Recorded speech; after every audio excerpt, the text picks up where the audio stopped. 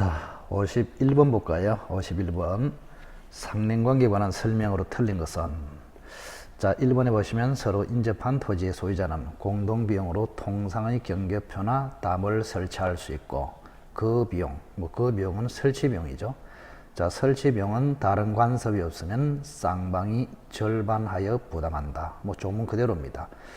자, 그래서 설치비용은 쌍방이 절반 부담, 청량비용은 면적 비례 부담, 이렇게 되어 있습니다. 1번은 맞습니다. 자, 2번은 안 보셔도 되고, 자, 3번에 보시면 건축 관련 법령에 정한 도로 폭에 관한 규정만으로 당연히 피보이지 소유자에게 건축 관련 법령에 정하는 도로의 폭이나 면적 등과 일치하는 통행권이 생긴다. 자, 3번이 틀린데요. 말을 좀 어렵게 쓴 것 같아. 간단하게 이야기하면 주의 토지 통행권의 범위를 결정할 때 건축법의 적용을 받느냐 이 말입니다. 건축법에서 정해놓은 도로의 폭이나 면적 등을 참고해서 통행권의 범위를 결정하느냐? 아니다 이 말이죠. 그래서 민법상의 통행권의 범위는 공법인 건축법상의 도로 규정과 아무 상관이 없다. 그래서 건축법상의 도로의 넓이를 보장해 줄 필요는 없다. 이런 이야기입니다. 3번이 X로서 정답. 자, 4번도 역시 안 봐도 됩니다. 자, 5번 보겠습니다. 자, 통행권은 언제 생기냐? 기존에 통로가 없는 경우 또는 기존에 통로가 있더라도 통로로서 충분한 기능을 하지 못하는 경우에도 통행권이 인정된다. 맞습니다. 그래서 1번과 5번은 맞고 3번은 X, 2번, 4번은 안 보셔도 되겠다. 자, 52번에 부동산 점유 취득쇼. 자, 점유 취득쇼는 굉장히 중요하죠. 중요한데, 자, 항상 취득쇼가 나오면 기본 구조를 딱 익히게 됩니다. 자, 갑이 소유자고 을이 점유자이거든요. 그래서 을은 25년간 점유를 했습니다. 자, 여기가 10년 차고 여기가 20년 차고 여기가 23년 차입니다. 자, 23년 차에 갑이 병한테 등기를 넘겨버렸습니다. 팔아가지고 넘겼다 이 말이겠죠, 그죠? 병한테 넘겼다. 10년 차에 병 앞으로 넘겨도 역시 마찬가지입니다. 자, 그러면 갑은 소유자, 을은 20년 이상 점유, 자주, 평온, 공연까지 갖추면 완성자 이렇게 부릅니다. 등기하기 전이죠. 을이 등기를 하면은 이제 소유권을 취득하는데, 등기를 하는 경우는 시험에 안 나오고, 등기하기 전에 완성된 상태에서 시험에 출제됩니다. 자, 그러면 갑은 소유자, 을은 완성자, 병은 제3자. 이 제3자는 두 종류가 있죠. 하나는 완성 후에 등기 승계인, 완성 전에 등기 승계인 두 가지가 있습니다. 자, 그러면 자, 우선은 소유자하고 완성자하고 재판에서 싸우면 완성자가 이깁니다. 그래서 소유자는 완성자에게 아무 청구도 할 수 없습니다. 자, 거꾸로 완성자는 소유자에게 등기 청구를 해서 소유권을 찾아올 수 있습니다. 그래서 갑하고 을하고 붙었을 때 누가 이기냐? 그걸 기준을 잡으시고, 그 다음, 자, 병하고 을하고 재판에서 붙으면 어떻게 되느냐? 자, 완성 후에 승계인하고 싸우면 을이 완성 후 승계인에게는 이기지 못합니다. 그래서 취득쇼를 주장할 수 없다. 즉, 등기 청구를 할 수 없다. 그러나 완성 전에 승계인한테는 완성자는 취득쇼를 주장해서 등기 청구를 할 수 있다. 이렇게. 자, 그러면 시험에는 완성 후에 승계인 병, 이게 90% 이상 출제가 되겠죠. 그래서 소유자, 완성자, 완성 후에 승계인 병 이렇습니다. 그러면 완성 후에 승계인 병이 소유권을 취득합니다. 이게 원칙입니다. 소유권 취득. 그러면 이 사람이 소유권을 취득하니까 을이 억울해 보이잖아요. 그럼 을은 갑에게 손해배상을 청구할 수 있느냐 이런 이야기입니다. 자, 을이 갑에게 손해배상을 청구하기 위해서는 갑에게 귀책 사유가 있어야 됩니다. 그럼 귀책 사유가 있기 위해서는 취득쇼 완성 사실을 알았음에도 병한테 등기를 해줬다. 이래 돼야 귀책 사유가 있습니다. 그럼 귀책 사유가 있으면 자, 을은 손해배상을 청구할 수 있는데 불법 행위를 근거로 손해배상을 청구해야지 채무 불이행을 근거로 손해배상을 청구할 수는 없다. 왜? 갑하고 을 사이는 계약이 없잖아요. 계약이 있어야 채무 불이행이 존재하거든요. 그래서 을은 갑에게 손배 청구를 할 때는 불법 행위로 해야지 채무 불이행으로 해서는 안 된다. 자, 그런데 병이라는 사람이 예외적으로 소유권 취득이 안 되는 경우가 있습니다. 안 되는 경우는 자, 갑의 배신에 이 병이라는 사람이 적극 가담했을 때, 자, 적극 가담을 해버리면 이 거래는 반사회적 무효가 돼버립니다. 그래 되면은 병은 소유권 취득이 안 됩니다.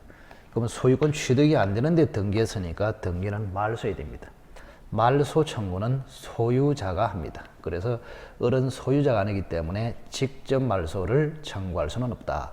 갑을 대위해서 말소를 청구할 수 있다. 그런 이야기입니다. 자, 1번 한번 볼까요? 자, 토지에 대한 취득쇼 완성으로 인한 등기 청구는 완성자가 점유를 상실한 경우에 바로 소멸한다. 자, 여기 한번 보시면 완성자 을의 갑에 대한 등기 청구권, 이게 굉장히 중요하죠. 완성자 을의 갑에 대한 등기 청구권. 자, 채권적 청구이지만 을이 점유를 하고 있기 때문에 소멸시효에 걸리지 않습니다. 근데 을이 이제 을다시한테 넘겨버려가지고 점유를 상실하면 어떻게 될까? 자, 점유를 하고 있으면 소멸시효에 걸리지 않고 점유를 하다가 상실하면은 소멸시효에 걸립니다. 자, 소멸시효에 걸린다는 말은 10년 동안 행사 안 하면 소멸한다. 그런 뜻입니다. 그래서 점유를 상실하는 즉시 바로 소멸한다. 그러면 X입니다. 소멸시효에 걸린다. 그래서 1번은 X입니다. 바로 소멸이 아니고 소멸시효에 걸린다. 2번에 보시는 완성 후 완성 사실을 알면서 소유자로부터 부동산을 매수하여 이전 등기를 마친 자. 자, 완성 후에 등기 승계인 병을 이야기합니다. 병, 그죠? 자, 병은, 자, 보세요. 병은 을하고 붙으면 이깁니다. 그래서 을은 병한테 등기 청구를 할 수 없다. 병은 등기해줄 의무가 없다. 따라서 병은 갑의 이전 등기 의무를 병이 승계하지 않는다. 이래야 맞잖아요. 그래서 2번도 X입니다. 자, 완성 후 완성 사실을 알면서 소유자로부터 부동산을 매수하여 이전 등기를 마친 병은 소유자 갑의 소유권 이전 등기 의무를 승계하지 않는다. 따라서 완성자 을에게 소유권 이전 등기를 해줘야 할 의무가 없다. 그래서 완성자 을이 소송에서 지고 병이 소송에서 이긴다. 자, 그래서 소유자 갑은 소유권 이전 등기 의무를 부담하고 있지만, 그죠? 완성 후 승계인 병은 그 소유자의 이전 등기 의무를 승계하지 않습니다.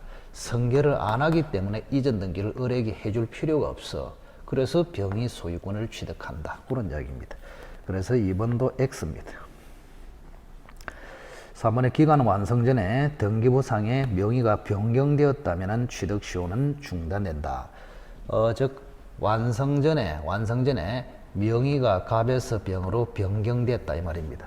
자, 갑에서 병으로 등기 명의가 변경된 것이 을이 취득시효 하는 것을 중단시킬 수 있느냐? 아니냐라는 것이 판례입니다. 그래서 갑이 병한테 등기를 해주는 것으로는 을의 취득시효를 중단시키지 않습니다. 그래서 중단되지 않는다. 이래 맞죠? 3번도 X입니다.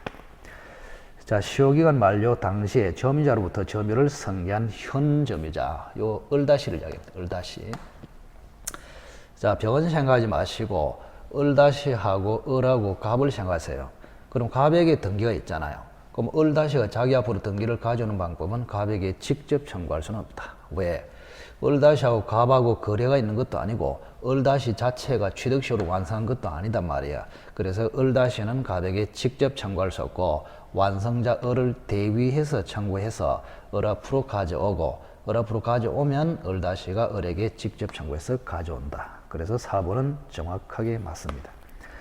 자, 기간 만료 당시에 점유자로부터 점유자 을이죠. 점유자 을로부터 점유를 승계한 현 점유자 을다시는 자, 전 점유자 취득시효 완성 효과를 주장하여 직접 자기에게 을다시에게 이전 등기를 청구할 수는 없다. 대위해서 청구해야 된다. 그래서 4번만 정확하게 맞습니다. 정답이고. 자, 완성자가 소유자에게 등기를 청구한 후 소유자가 소유권 상실을 염려한 나머지 제3자 병한테 처분한 경우에 완성자에 대해서 채무 불이행 책임을 진다. 자, 그러면 자 보세요. 완성자가 등기 청구를 했다 이렇게 돼 있잖아요. 그죠? 완성자가 그죠? 소유자에게 등기 청구를 했단 말이에요. 그러면 을이 취득시효를 근거로 등기를 청구했기 때문에 을이 완성했다는 사실을 알면서도 병한테 넘겨줬다 이런 이야기 아닙니까? 그죠? 그러면 갑에게 귀책 사유가 있는 것입니다. 자, 갑에게 귀책 사유 있기 때문에 갑은 을에게 손해배상 책임을 진다. 그때 손해배상은 불법 행위로 책임을 진다 해야지 채무불이행으로 지지는 않습니다. 그래서 5번은 X네요.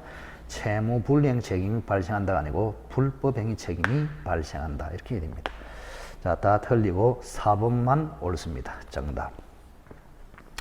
공동소유에 관한 설명으로 틀린 것을 골라라. 1번 소수지분권자가 공유물의 전부 또는 일부를 배타적, 독점적으로 사용하는 경우에 다른 소수지분권자는 단독으로 전부 인도를 청구할 수 없다. 이 굉장히 중요하다고 그랬죠. 굉장히 소수지분권자.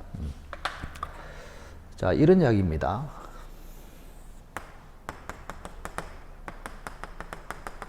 자, 세 사람이 지금 공유를 하고 있습니다. A가 3분의 1, B가 3분의 1, C가 3분의 1 이렇게. 자, 세 사람이 공유를 하고 있다가 요 B라는 사람이 독점적으로 배타적으로 점유하고 있단 말이에요. 원래 과반수 미달 소수 지분권자는 배타적으로 점유할 수 없어요. 그런데 B가 배타적으로 점유했을 때 자, 다른 소수 지분권자가 보존행위 차원에서 토지 전부 인도를 청구할 수 있겠느냐 이런 이야기입니다. 보존행위 차원에서. 자, 요거는 과거에는 가능했는데 자, 최근에는 안 된다고 했습니다. 2020년 5월 21일자 판례인가요? 안 된다고 판례가 나왔습니다. 최근 판례죠, 그죠? 이 판례가 워낙에 중요하기 때문에 작년 5월달에 나왔어요. 그럼 작년에 5월달에 나왔으니까 그해 10월달에 시험에 출제될 것이라고 예상을 했는데 역시 나왔습니다. 워낙에 중요하기 때문에 올해도 지문으로 등장할 가능성이 있습니다. 자, 다시 한번. 자, 소수 지분권자가 배타적으로 공유물 전부를 점유하고 있을 때 다른 소수 지분권자가 보존행위 차원에서 토지 전부 인도를 청구할 수 있냐? 과거에는 할 수 있다는데 지금은 안 된다고 바뀌었습니다. 지금 안 된다. 그럼 지금은 토지 인도 청구는 하지 못하고 대신에 방해, 제거 청구만 할 수 있다. 이것으로 바뀌었습니다. 꼭 기억하십시오. 만약 A가 3분의 2 같으면 당연히 토지 전부 인도를 청구할 수 있죠. 근데 과반수 미달이 미달자에게 보존행위로 전부를 청구할 수는 없다 이 말입니다. 미달이가 미달이에게 토지 인도를 청구할 수는 없다. 꼭 기억하시기 바랍니다. 1번은 맞네요. 자, 이번에 제3자가 공유물을 무단으로 사용한 경우에 공유자 한 사람은 공유자 전원을 위해서 제3자에게 부당이득 전부 반환을 청구할 수 있다. 자, D라는 사람이 이 토지를 불법으로 점유를 해버렸습니다. 불법으로 점유. 불법으로 점유. 이렇게. 자, 그러면 이 D라는 사람이 예를 들어서 첫째는 독점을 하고 있고 등기도 혼자 사고 있고 300만 원 이득을 누려버렸단 말이에요. 이런 경우에.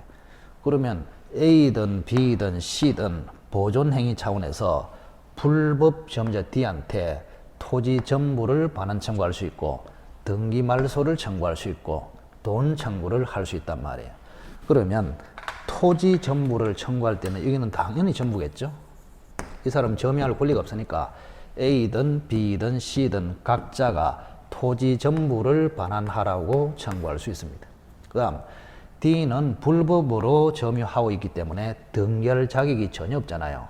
그러면 네 거 빼고 말소해라 했는데 D는 네 게 없잖아. 그래서 역시 전부 말소를 청구할 수 있다. 자, 돈을 청구할 때는 내 것만 청구합니다. 그래서 각각 A도 100만 원, B도 100만 원, C도 100만 원까지만 청구할 수 있다. 꼭 기억하십시오. 자, 그래서 공유물이 침해됐을 때 청구하는 방식이 세 가지입니다. 물건 청구, 등기말소 청구, 돈 청구. 돈 청구는 부당이득 반환 청구 또는 손해배상 청구입니다.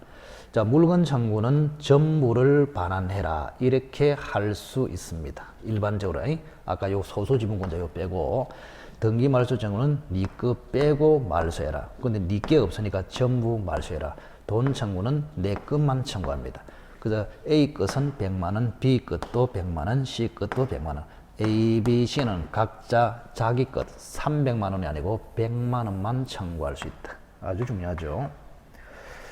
자, 그래서 2번은 틀렸습니다. 자, 부당이득 전부 반환을 청구할 수 있다. 돈 청구죠. 전부가 아니고 자기 지분만큼만 청구할 수 있다. 그래서 2번이 X로서 정답입니다. 자, 3번의 분할 청구의 소에서 법원이 공유물을 현물 분할하는 경우에 분할 청구자들과 상대방 사이에 공유 관계만 해소한 채 분할 청구자들을 여전히 공유로 남기는 방식으로 분할하는 것은 허용되지 않는다. 자, 이게 무슨 말이냐? 자, 예를 들어서 자, 지금 A하고 C하고가 분할을 청구한다 봅시다. A하고 C하고. A하고 C가 분할을 하고 싶다 하면서 분할 청구합니다. 그러면 분할을 하고 싶은 사람 A, C는 분할을 해줘야 됩니다. 그래서 요 세 사람 하는 거 조금 헷갈리네. 네 사람으로 다시 한번 바꿔볼게요. 이렇게 네 사람으로 바꿔보겠습니다. 자, A가 4분의 1, B가 4분의 1, C가 4분의 1, D가 4분의 1 이렇단 말이에요. 자, 그러면 그 중에서 요 CD가 분할을 청구하고 있습니다. 그 AB는 분할을 원하지 않아요. 그러면 AB는 분할을 원하지 않기 때문에 여전히 공유로 남겨두는 방식으로 된다 이 말입니다. 그런데 CD는 분할을 원하고 있기 때문에 공유로 남겨두면 안 되겠죠. 여기는 쪼개버려야 됩니다. 분할을 해줘야 한다 이런 이야기입니다. 그래서 결론적으로 분할 청구의 상대방 사이는 공유로 남겨둘 수 있지만 분할 청구하는 사람, 즉 분할을 원하는 사람끼리는 분할을 시켜줘라 그런 뜻입니다. 이렇게. 자, 그래서 3번 다시 읽어볼게요. 자, 둘째 줄 끝에 보시면 분할 청구자들을 여전히 공유로 남긴다. 저 분할을 청구했는데 그 사람 사이에 공유로 남긴다 말이 안 되죠. 분할을 원했는데 공유로 남기는 방식은 안 됩니다. 분할 청구자들 사이에는 분할을 해줘야 합니다. 그래서 여전히 그 사람끼리 공유로 남기는 방식으로 현물 분할하는 것은 허용되지 않는다. 그래서 분할을 CD가 청구했다면 CD는 반드시 분할을 해줘야 한다. 공유로 남기는 것은 안 된다 이 말입니다. 그죠? 그래서 한번 맞네요. 자, 4번에 합유자는 전원 동의 없이 합유물에 대한 지분을 처분하지 못한다. 맞습니다. 자, 공유 지분은 자유로이 처분할 수 있지만 합유 지분은 함부로 처분하면 구성원이 교체되고 사업 목적을 망치기 때문에 지분조차도 함부로 처분하지 못합니다. 자, 합유자는 분할을 청구하지 못하는 것이 원칙이다. 자, 공유는 자유롭게 분할을 청구할 수 있는데 합유는 분할을 자유롭게 청구할 수 있다면 역시 사업을 망치기 때문에 금지됩니다. 자, 알게 가시기 바랍니다. 그래서 53번은 2번이 X로서 정답이 되겠습니다. 자, 지상권에 대해서 틀린 것을 골라라. 54번. 지상권자는 소유자 의사에 반해서도 자유롭게 타인에게 양도할 수 있다. 맞네요. 지상권은 물권이기 때문에 소유자인 설정자가 반대해도 자유롭게 타인에게 양도할 수 있다. 양도 금지 특약을 해도 무효이기 때문에 양도할 수 있다. 1번은 맞고. 자, 지상권자의 지료지급 연체가 소유권 양도 전후에 걸쳐 이루어진 경우에 양수인에 대한 연체 기간이 2년이 되지 않는다면 양수인은 소멸을 청구할 수 없다. 자, 이것도 시험에 잘 나왔죠, 그동안에. 자, 예를 들어 보면은, 자, 갑이 주인입니다. 주인. 설정자입니다. 설정자. 어려운 사람이 지상권자입니다. 두 사람 사이에 지료를 지급하기로 약정을 했습니다. 지금 뭐 등기까지도 했다 봅시다. 약정했다. 그럼 우리 지료를 지급해야 되는데 3년간 연체를 해버렸습니다. 이렇게. 자, 그런데 연체하는 동안에 땅 주인이 바뀌어 버렸다. 이런 이야기입니다. 병 앞으로 등기가 됐다. 자, 그래서 예를 들어서, 그죠? 갑에 대해서 2년을 연체했고, 병에 대해서 1년을 연체했단 말이에요. 자, 그러면 현재 토지 소유자 양수인 병은 지상권 소멸 청구를 할 수 있겠냐? 안 된다 이 말입니다. 자, 병이 소멸 청구를 하려면 병 자신에게 2년 이상 연체가 돼야 한다. 따라서 전자의 연체 기간을 합산해서 주장할 수는 없습니다. 양수인에 대한 연체가 2년 이상 되어야 지상권 소멸을 청구할 수 있다. 그래서 2번은 맞네요. 그죠? 양수인에 대한 연체가 2년이 되지 않는다면 양수인은 소멸을 청구할 수 없다. 자, 3번에 저당권의 담보 가치를 확보하기 위해서 지상권을 취득하는 경우에 지상권자는 무단 점유자에 대해서 지상권 침해를 이유로 임료 상당의 손배 청구를 할 수 없다. 자, 이것도 굉장히 중요한 글씨네요. 담보 지상권입니다. 담보 지상권. 자, 갑이라는 사람이 땅 주인입니다. 자, 우리 은행입니다. 은행. 자, 은행이 돈을 빌려주고 채권을 가지고 있습니다. 채권자입니다. 돈을 빌려주고 갑의 토지에 저당권을 잡았습니다. 자, 그런데 은행에서는 불안해요. 왜? 여기에 만약에 다른 사람이 여기를 사용하거나 점유를 해버리면 또는 건물을 지어버리면 담보 가치가 추락합니다. 그러면 은행은 나중에 빌려준 돈을 우선 변제받기가 어려워져요. 그래서 은행은 다른 사람의 사용권을 방해하기 위해서 똑같은 명의로 지상권까지를 취득해버립니다.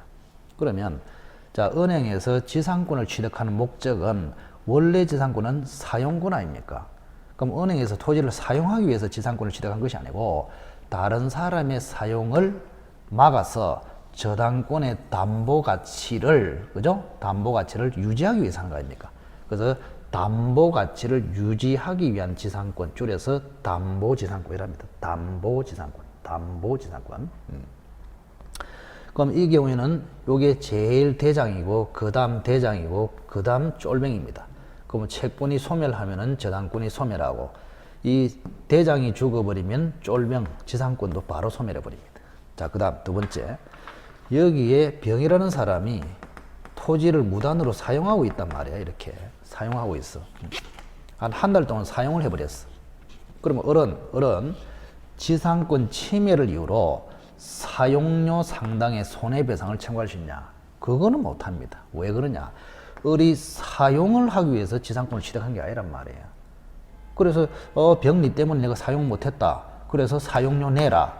사용료만큼 손해배상을 해라. 이렇게 청구를 못해요. 다만 병이 사용함으로써 을의 저당권이 침해돼 가지고 담보 가치가 하락했다. 그래서 손해봤다. 손해배상해라. 이거는 할 수 있단 말이에요.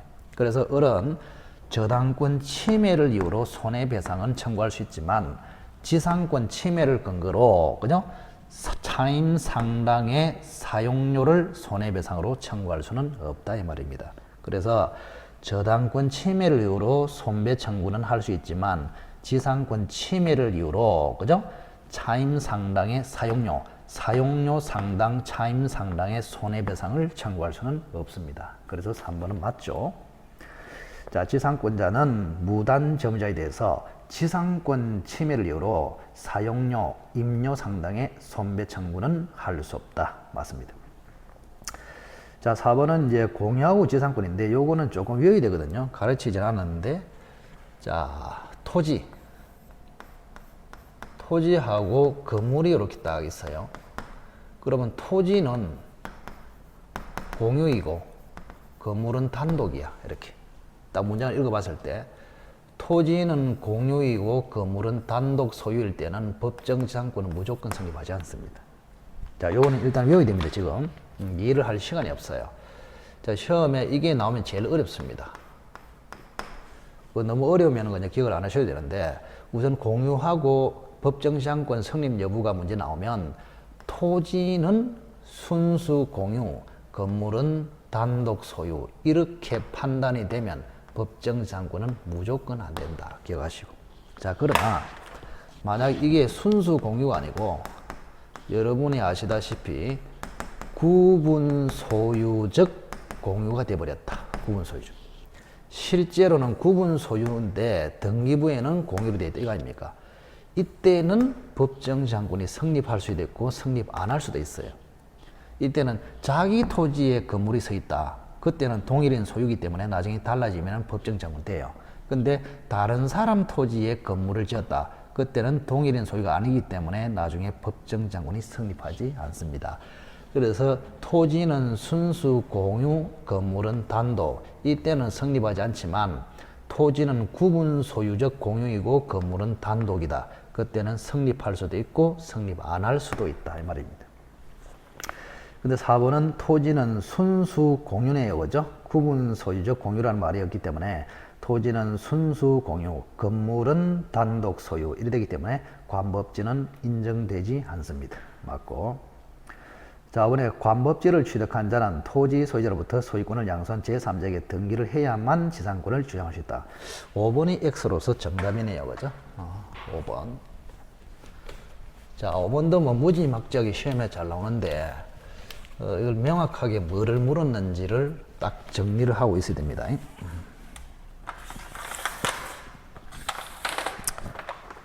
자, 예를 든다면 신의책 사건. 갑의 토지 위에 을이 건물을 소유하고 있었습니다. 이렇게. 근데 갑자기 을에게 건물을 처분했습니다. 5월 1일 날 처분했다. 자, 당연히 건물에 대해서는 등기를 했겠죠. 이렇게. 자, 그러면 자, 을은 건물에 대해서는 당연히 소유권을 취득하고 요 갑의 토지에 대해서는 관서법상의 법정 지상권을 취득했단 말이에요. 왜? 관법지의 4대 요건은 처분 당시에 건물이 존재, 처분 당시에 동일인이 둘 다 소유, 이미 경매 외의 사유로 건물 소유자와 토지 소유자가 달라지고 철거 특약이 없다 이 말 아닙니까? 그래서 을은 갑의 토지에 관법지를 취득했습니다. 자, 관법지는 간섭법으로 취득하기 때문에 등기할 필요가 없습니다. 지상권 등기를 안 해도 취득했습니다. 그런데 땅 주인이 갑다시로 바뀌어 버렸다 이 말입니다. 땅 주인이 이렇게. 그럼 관법지를 가진 을은 등기 없이도 갑에게는 지상권을 주장할 수 있지만 갑 다시에게 주장하기 위해서는 다시 지상권을 등기해야 되느냐? 아니다 이 말입니다. 왜? 을이라는 사람은 이미 관서법으로 지상권을 취득했습니다. 등기 없이도 일단은 관서법으로 취득했어. 그럼 지상권자입니다. 지상권자이고 지상권은 물권입니다. 물권이기 때문에 땅 주인이 100명 바뀌어도 모든 땅 주인에게 등기 없이 지상권을 주장할 수 있습니다. 자, 그래서 5번이 X가 되겠습니다. 등기해야만이 아니고 여전히 등기 없이도 지상권을 주장할 수 있다. 5번이 정답. 자, 지역권에 관한 설명으로 틀린 것은 요역지가 공유관계에 있는 경우에 공유자 한 사람이 지역권을 시효로 취득한 때는 다른 공유자도 취득한다. 자, 취득은 쉽게, 소멸은 어렵게 들어보셨죠? 그래서 요역지가 여러 사람이 소유하고 있을 때 한 사람이 지역권을 취득하면은 다른 사람도 동시에 취득합니다. 취득은 쉽게 맞습니다. 자, 이번에 지역권은 요역지에 대해서 종된 위치에 있습니다. 부종성 원리죠. 따라서 지역권은 요역지와 분리하여 종주제에 요역지와 분리하여 혼자 어디 갈 수 없다. 처분할 수 없다. 자, 지역권은 요역지와 분리하여 처분되거나 다른 권리의 목적이 될 수 없습니다. 맞고. 3번에 을이 갑소유 토지의 일부를 평온공연하게 20년 이상 통행하고 있다면 스스로 통로를 개설하지 않았더라도 통행지역권을 시효 취득한다. 자, 통행지역권의 시효 취득은 자, 잘 보십시오. 간단합니다. 간단해. 자, 여기는 갑의 토지고 을의 토지입니다. 자, 여기는 요역지고 성역지죠. 그러면 을이 여기를 20년간 통행을 해서 지역권을 취득 시효하려고 합니다. 그럼 취득 시효 하려 하면은 20년 이상 통행을 해야 돼. 그리고 통로 개설을 해야 됩니다. 길을 만들어야 된다 이 말입니다. 통로 개설도 을이 직접 개설을 해야 됩니다. 이렇게 세 가지 요건을 갖춰야 됩니다. 자, 을이 여기를 다님으로써 통행지역권을 시효 취득하기 위해서는 을은 20년간 통행을 해야 되고 을 스스로가 길을 만들어서 통행을 해야 됩니다. 이렇게. 자, 그래서 3번은 틀렸네요. 스스로 통로를 개설해야 시효 취득한다. 3번이 X입니다.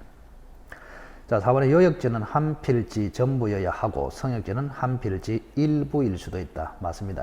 요역지는 한 필지 전부, 성역지는 한 필의 일부라도 된다. 자, 5번에 성역지의 점유가 침탈된 때에도 지역권자는 반환을 청구할 수 없다. 우리 물권 중에서 지역권과 저당권만큼은 점유를 요소로 하지 않습니다. 배타적 점유를 할 수 없어요. 그래서 점유를 요소로 할 수 없기 때문에 나에게 가져와, 즉 반환 청구는 할 수 없습니다. 지역권과 저당권이 침해됐을 때는 반환 청구는 할 수 없고 제거 청구와 예방 청구만 할 수 있다. 자, 5번은 맞네요. 그래서 55번은 3번이 틀린 것으로 정답입니다. 자, 56번. 전세권에 관한 설명으로 틀린 것은 1번에 전세권이 성립한 후 전세 목적물의 소유권이 이전되면 전세금 반환 채무도 신소유자에게 이전된다. 맞습니다. 자, 이것도 뭐 간단하죠. 자, 갑이라는 사람이 집주인 설정자입니다. 을이 전세권자입니다. 전세권자. 3월 1일 날 계약을 했습니다. 근데 병이라는 사람이 그죠? 집을 사버렸습니다. 현재 이 사람이 소유권 등기를 해서 소유자가 됐습니다. 이렇게.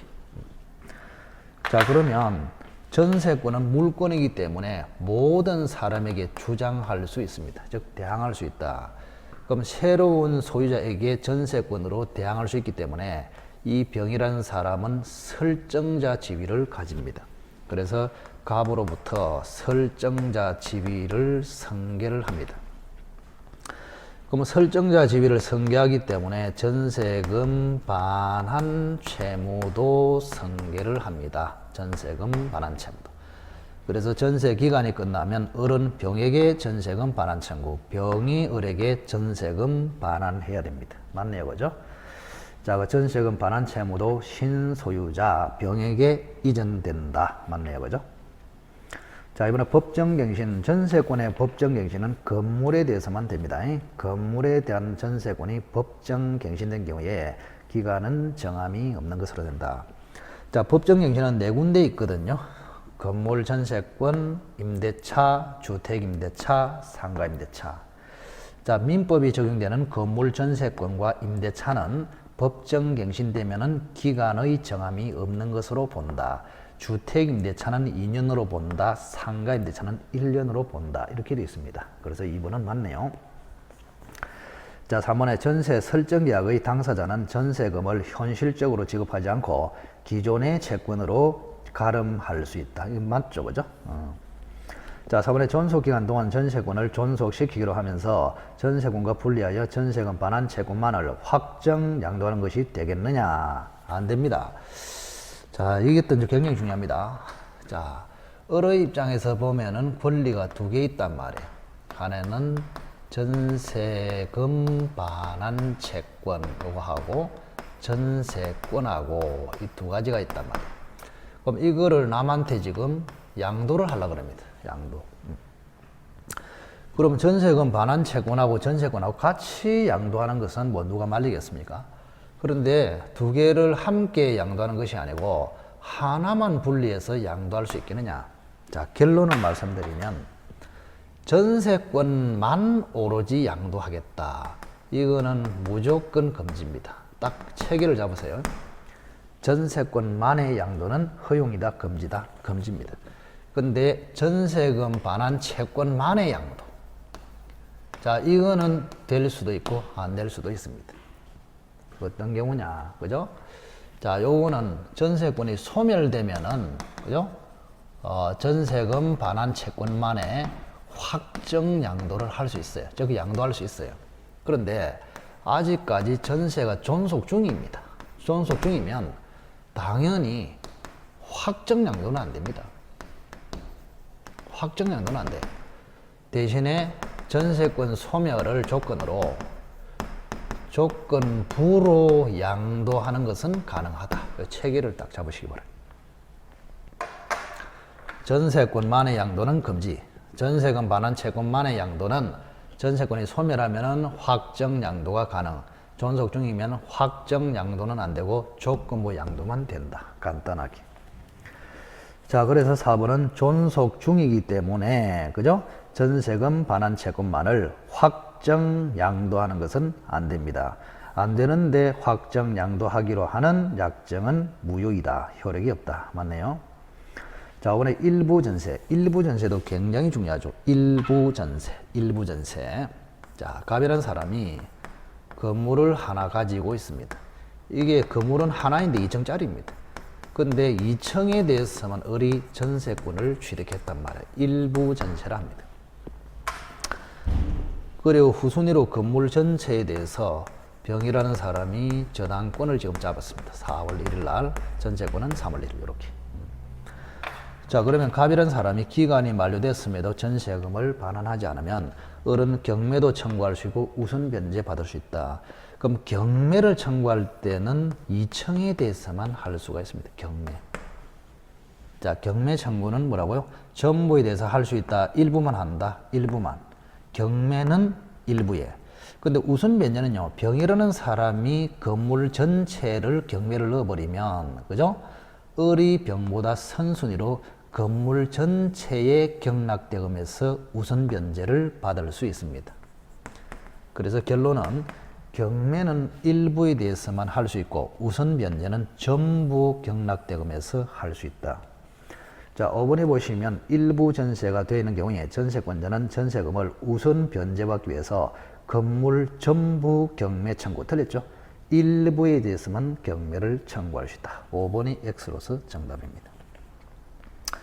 자, 유치권에 관한 설명으로 옳은 것을 골라라. 자, 1번에 부동산의 경매 개시 결정 등기가 되기 전에 유치권을 취득했더라도 가압류 등기가 된 뒤에 유치권을 취득했다면 경매 절차의 매수인, 낙찰자에게 유치권을 행사할 수 없다. 자, 이것도 이제 굉장히 중요하죠. 자, 유치권자는 원래 낙찰자에게 유치권을 주장할 수 있습니다. 낙찰자에게. 자, 예를 든다면 을이라는 사람이 집을 지금 유치를 하고 있다 이 말입니다. 집을 유치하고 있어요. 갑소유. 자, 근데 이 집에 대해서, 그죠? 낙찰이 돼버렸단 말이야. 예를 들어서 병한테 낙찰. 경매가 들어가서. 그러면 낙찰이 된다 그 말은 결국에는, 그죠? 제3자가 제3자 A라는 사람이, 그죠? 판결을 받아가지고 경매 신청을 한다 이 말입니다. 그럼 판결을 받아가지고 경매 신청을 하면은 경매 개시 결정 등기가 됩니다. 경매 개시 결정 등기가 되면은 부동산이 압류가 됩니다. 압류 요렇게. 자, 그러면 시험에 여러분들이 유치권자는 낙찰자에게 유치권을 주장할 수 있겠느냐? 이거는 무조건 주장할 수 있습니다. 아무 소리 없을 때. 자, 유치권자는 낙찰자에게 유치권을 주장해서 건물 인도를 거부할 수 있어요. 그런데 낙찰자에게 변제하라고 청구할 수는 없어. 왜? 채무자가 아니기 때문에. 자, 그래서 유치권으로 낙찰자에게 주장하거나 대항할 수 있습니다. 자, 그런데 주의할 점은 이 목적물이 압류가 됐다 이 말이 나오면 굉장히 조심해야 됩니다. 자, 압류라는 단어가 없으면 유치권으로 낙찰자에게 무조건 대항할 수 있습니다. 응? 건물을 안 내줘도 돼요. 근데 건물이 압류됐다 또는 경매 개시 결정이 등기됐다 그 말이 나오면 압류 전에 유치권이 취득됐다면 대항할 수 있고 압류 후에 유치권을 취득했다면 대항할 수 없고 이렇게 구분합니다. 판례가. 이게 중요하죠. 대신에 압류가 아니고 가압류가 나와서 가압류. 가압류나 체납처분. 체납처분 압류라는 말이 있습니다. 이거는 특별한, 이거는 임시압류고 이거는 국세에 관해서 압류인 거 아닙니까? 그죠?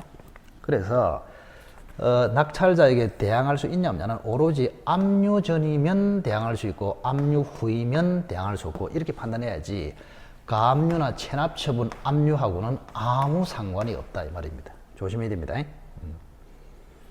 자, 그래서 1번에 보시면 경매 개시 결정 등기가 되기 전에, 즉 압류가 되기 전에 유치권을 취득했다 이래 됐잖아요. 그러면 뒤에 가압류 등기가 됐냐 안 됐냐 이거는 읽어볼 필요가 없어. 아무런 영향이 없기 때문에.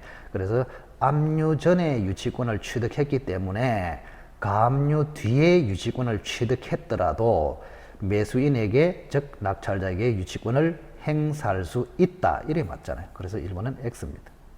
자, 압류 전에 유치권을 취득했기 때문에 낙찰자에게 유치권을 행사할 수 있다. 가압류나 체납 처분 압류하고는 아무 상관이 없다.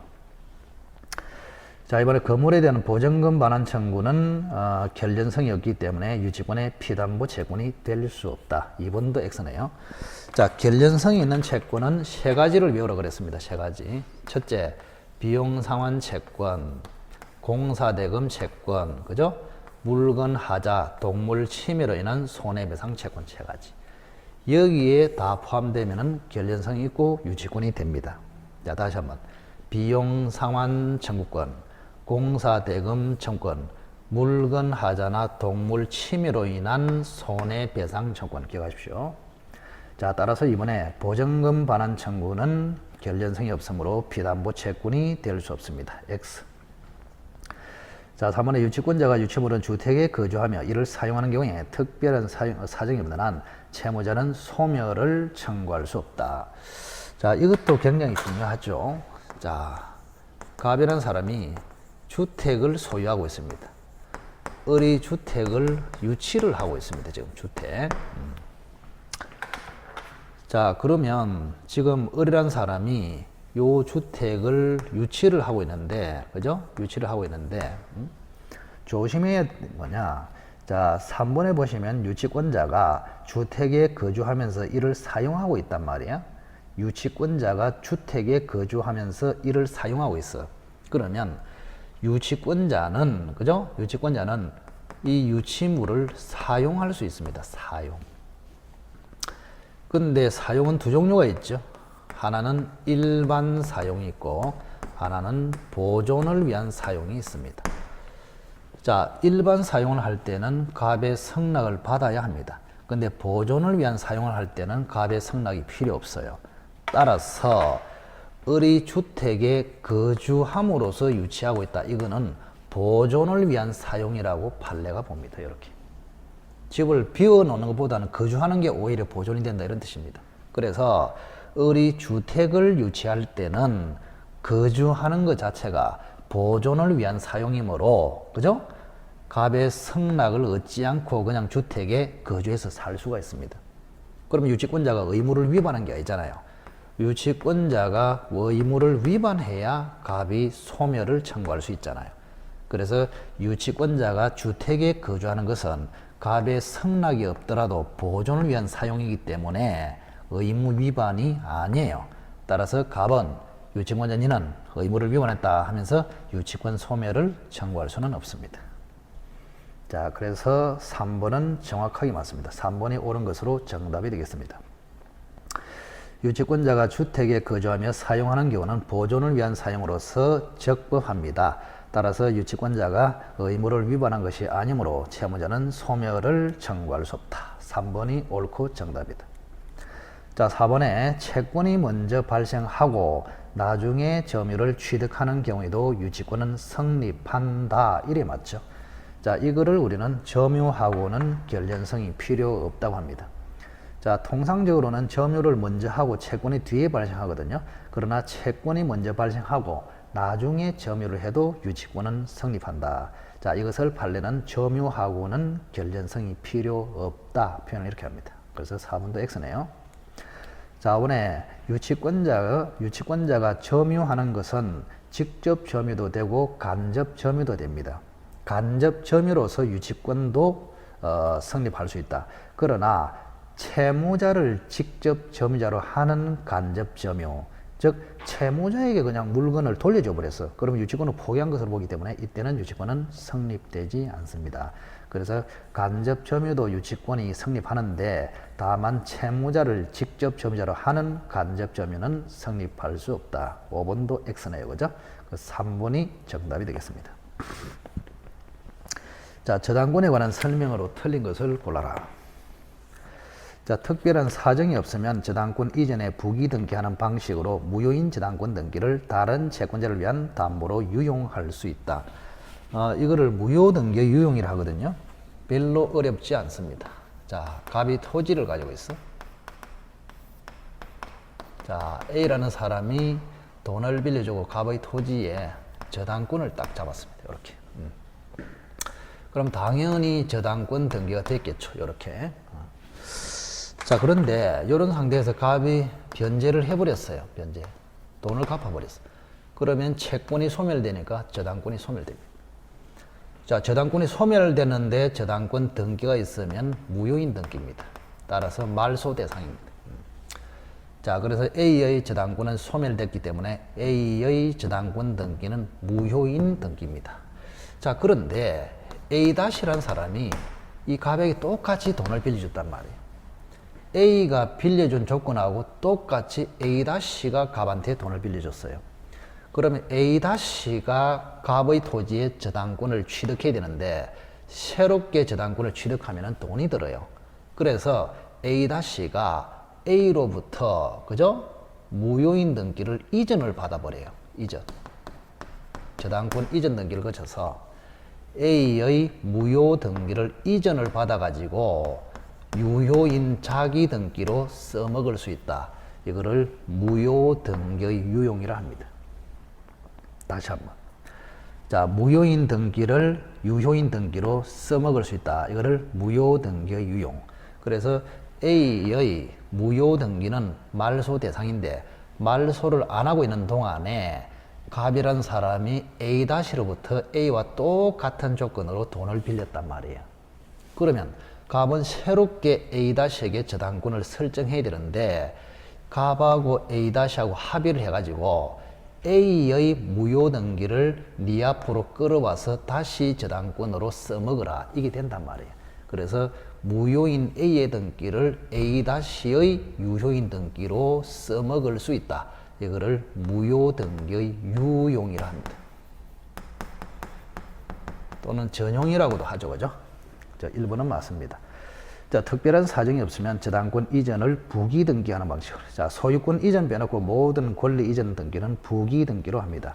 부기 등기하는 방법으로 무효인 저당권 등기를 다른 채권자, 즉 A-를 위한 저당권으로 유용할 수 있다. 맞네요. 자, 기존 건물에 부합된 정축 부분이 기존 건물에 대한 경매 절차에서 경매 목적물로 평가되지 아니한 이상. 자, 여기서 경매 목적물로 평가됐냐 안 됐냐는 별로 중요하지 않습니다. 부합이 됐냐 안 됐냐 이게 굉장히 중요합니다. 그럼 2번을 읽어보시면 기존 건물에 부합이 됐다 했잖아요. 그럼 기존 건물의 정축 부분이 부합이 돼버리기 때문에 정축 부분조차도 하나의 건물이 돼버립니다. 그러면 정축 부분조차도 하나의 건물이 되기 때문에 경락에는 정축 부분까지 소유권을 취득한다. 이래야 맞습니다. 그래서 2번이 X로서 정답입니다. 자, 3번에 저당 부동산에 대하여 전세권을 취득한 자, 이 제3취득자라죠. 저당 부동산에 대하여 전세권, 지상권, 소유권을 취득한 자를 뭐라고? 제3취득자, 제3취득자. 저당 부동산에 대하여 전세권, 지상권, 소유권을 취득한 자는 제3취득자입니다. 자, 제3취득자는 대위 변제권이 있습니다. 대위 변제권. 그래서 저당권자에게 부동산으로 담보된 채권을 채무자를 대신해서 대위 변제하고 저당권 소멸을 청구할 수 있다. 자, 여기서 핵심은 제3취득자의 대위 변제는 변제 범위가 중요합니다. 모든 채권이 아니고 360조 피담보 채권만 변제하고 저당권 소멸을 청구할 수 있다. 이게 제3취득자 보호가 되겠습니다. 364조에 있습니다. 자, 제3취득자는 저당권자에게 부동산으로 담보된 채권, 피담보 채권, 즉 360조 지연이자 1년부만 들어가는 피담보 채권을 대의 변제하고 저당권 소멸을 청구할 수 있다. 맞네요. 자, 4번에 저당권자가 물상 대위권을 행사하지 않은 경우에 다른 채권자가 이득을 얻었더라도 저당권자는 이를 부당이득으로 반환 청구할 수 없다. 자, 물상 대위권은 가지고 있으면 되는 거 아니고 행사를 해야 됩니다. 압류를 통해서 행사를 해야 돼. 압류를 통해서 행사. 자, 예를 든다면,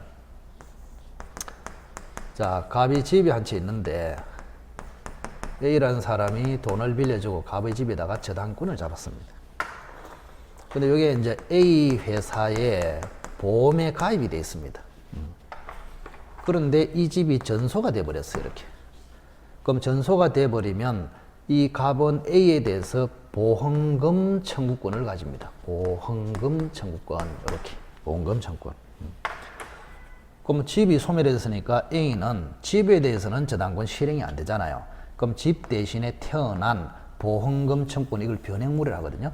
이 변액물에 대해서 저당권을 실행해야 된단 말이에요.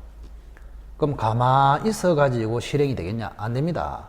그죠? 그래서 보험회사에서 갑에게 보험금을 지급하기 전에 저당권자가 또는 제3자가 압류를 반드시 해야 됩니다. 압류. 압류를 해가지고 물상 대위권을 행사해야 우선 면제를 받을 수 있단 말이에요. 즉 A라는 사람은 그죠? 자, 보험회사가 갑에게 지급하기 전에 갑의 보험회사에 대한 보험금 청구권을 압류 조치를 취해야, 그죠? 즉 물상 대위권을 행사해야 이 보험금에서 우선 면제를 받을 수 있습니다. 근데 물상 대위를 행사하지 않고 압류를 안 하고 있었단 말이야. 그럼 안 하고 있으면 후순위가 있었단 말이에요. 이게 후순위가 B라는 사람이 있었단 말이에요. 후순위 권리자가 배당을 받아버렸어. 배당을. 후순위 권리자가 물상 대위를 주장해가지고 물상 대위를 행사해서 우선 면제를 받아버렸어. 그럼 A는 물상 대위를 행사하지 않은 잘못이 있기 때문에, 그죠? 이 사람은 권리 구제를 안 해줍니다. 그래서 A는 뒤늦게 B가 물상 대위권을 행사해서 배당금 받은 것에 대해서 A는 B한테 부당이득 반환 청구를 할 수 없습니다. 니는 권리 행사를 안 했으니까 니는 배당을 받을 자격이 없다. 이렇게 보는 것입니다. 그래서 선순위 A가 압류도 안 하고 물상 대위권 행사도 안 해가지고 놓쳐버리면, 즉 후순위 권리자가 배당을 받아버리면 요 놓친 권리 행사라는 A는 후순위 B에게 부당이득 반환 청구를 할 수 없다. 자, 그래서 4번은 맞네요. 그죠? 자, 5번에 저당권으로 담보된 채권이 소멸하면 저당권도 소멸한다. 채권은 주인이고 저당권은 종입니다. 그래서 저당권은 부종성 원리에 따라서 채권이 있어야 저당권도 있고 채권이 소멸하면은 저당권도 말소 등기 없이 자동 소멸합니다. 맞네요. 그죠? 2번이 틀린 것으로서 정답입니다. 자, 59번을 한번 볼까요? 자, 건저당에 관한 설명으로 옳은 것을 골라라. 건저당은 보통 저당하고 차이를 여러분들이 정확하게 아셔야 됩니다. 보통 저당하고 건저당의 차이. 핵심을 딱 알고 있으면 되겠죠. 그죠? 자, 그래서 여기가 피담보 채권의 확정 시점이다. 이렇게 해보겠습니다. 그리고 갑의 토지에, 그죠? A라는 사람이 건저당을 잡았고 갑의 토지에 B라는 사람이 역시 후순위로 건저당을 잡았다. 이런 이야기입니다. 그러면 건저당으로 담보되는 피담보 채권, 건저당으로 담보되는 거하고 일반 저당으로 담보되는 거하고 차이가 있습니다. 자, 우선은 지연이자. 자, 지연이자는, 그죠? 건저당에서는 무제한 담보가 됩니다. 근데 여기는 1년치만 담보가 돼요. 이렇게. 그 다음, 실행비용. 경매비용이죠. 그죠? 실행비용. 건저당에서는 최고액에 포함되지 않습니다. 근데 보통 저당에서는 피담보 채권에 포함됩니다. 차이를 기억하셔야 됩니다. 자, 그러면 건저당 실행비용은 최고액에 포함되지 않는다. 여기까지 거치면 안 됩니다. 그래서 건저당 실행 비용은 최고액에는 포함되지 않지만 별도 우선 변제는 받는다. 이걸 꼭 기억하십시오. 최고액에 넣어서 우선 변제 받는 것이 아니고 최고액과 별도로 우선 변제를 받을 수 있습니다. 자, 1번. 건저당 실행 비용은 최고액에 포함된다. X네요. 건저당 실행 비용은 최고액에 포함되지 않습니다. 자, 그다음 확정된 채권이 최고액을 초과했다. 자, 채권액은 11억이고 최고액은 10억입니다. 자, 채권액은 11억, 최고액은 10억. 자, 채무자금 설정자는 11억을 다 갚아야 말소를 청구할 수 있습니다. 그러나 물상보증과 제3취득자는 최고액의 변제만으로 말소를 청구할 수 있습니다. 구분하시기 바랍니다. 자, 채권은 11억, 최고액은 10억. 이때 채무자금 설정자가 건저당 말소를 청구하기 위해서는 11억 모두를 변제해야 됩니다. 그러나 물상보증인 또는 제3취득자가 말소를 청구할 때는 최고액의 변제만으로 말소를 청구할 수 있다. 그래서 2번은 X가 되겠습니다. 자, 3번에 건저당권자가 경매를 신청하여 경매 개시 결정이 된 경우에 건저당권의 피담보 채권은 경락대금 완납 시에 확정된다. 자, 건저당에서는 피담보 채권 확정이 가장 중요합니다. 자, 확정 전에 A 채권까지는 담보가 되고 확정 후에 발생한 B 채권은 담보되지 않습니다. 자, 확정 전에 발생한 A 채권에 관하여 확정 후에 발생한 이자나 지연이자 채권까지는 담보가 된다. 세 가지 논리를 기억하십시오. 확정 전에 원본 채권은 담보, 확정 후에 원본 채권은 담보가 안 돼. 확정 전에 원본 채권에 관하여 확정 후에 이자 채권까지는 담보를 해줍니다. 이렇게. 그 다음 확정 사유로서 경매 신청이 가장 중요합니다. 경매 신청. 자, 경매 신청으로 피담보 채권이 확정될 때는 누가 신청했냐에 따라서 확정 시점이 달라지기 때문에 아주 중요합니다. 자, 예를 들어서 자, A가 지금 주인공이라고 봅시다. 자, A의 피담보 채권은 언제 확정되느냐 했을 때, 자, A 자신이 경매 신청해도 확정, B가 신청해줘도 A께 확정됩니다. 그러면 지가 신청하면은 신청 시에 확정됩니다. 그러나 다른 사람이 신청해서 내게 확정될 때는 매각대금 완납 시에 확정됩니다. 자, 다시 한번. 지가 신청해서 자기의 채권을 확정시킬 때는 신청 시에, 남이 신청해서 내게 확정되는 시점은 매각대금 완납 시. 그 다음 주인공이 B입니다. 이제 B의 피담보 채권 확정 시기. 자, B 자신이 경매 신청해서 B께 확정될 때는 신청 시에, A가 신청해서 B께 확정될 때는 B는 언제 확정되느냐? 매각대금 완납 시에 확정됩니다. 그럼 간단하죠? 지가 신청하면은 신청 시에 확정, 남이 신청해서 내게 확정될 때는 매각대금 완납 시에 확정. 그렇게 됩니다. 자, 그러면 3번은 남이 신청했다는 말이 없잖아요. 그럼 스스로가 신청했기 때문에 매각대금 완납 시에가 아니고 신청, 경매 신청 시에 확정된다. 이래 맞잖아요. 그래서 3번도 X입니다. 자, 4번에 경매 신청으로 피담보 채권이 확정된 경우에 확정 전에 원본 채권에 관하여 확정 후에 발생하는 이자, 채권, 지연이자, 지연 손해금 채권까지는 담보된다 그랬습니다. 4번은 맞네, 그죠? 요거 이야기하면 되고. 확정 전에 원본 채권에 관하여 확정 후에 발생한 이자, 채권, 지연이자, 채권, 지연 손해금 채권까지는 담보된다. 이렇게. 4번이 옳은 것으로 정답이 되겠습니다. 5번은 안 봐도 되겠습니다. 자, 오늘은 여기까지만 하도록 하겠습니다.